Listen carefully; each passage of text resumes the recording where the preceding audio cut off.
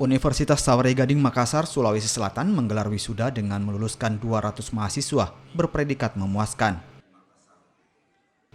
Wisuda ini berlangsung di salah satu hotel di Makassar. 200 mahasiswa yang wisuda terdiri dari 7 jurusan yang ada di Universitas Sawery Gading.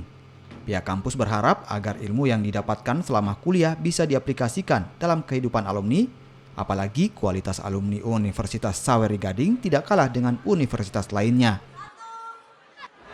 Wisuda kali ini Universitas Sawery Gading mewisuda 277 wisudawan dari 7 program studi.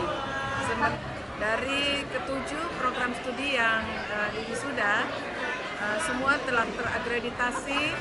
Ada 3 yang sudah akreditasi B, kemudian ada juga 2 yang akreditasi baik.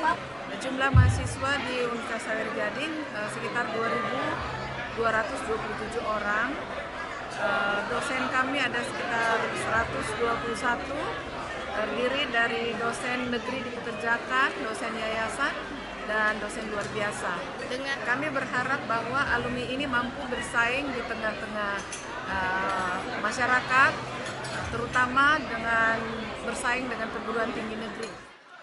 Dengan gelar sarjana yang telah diraih, para alumni diharapkan bisa bersaing di dunia kerja maupun dalam kewirausahaan.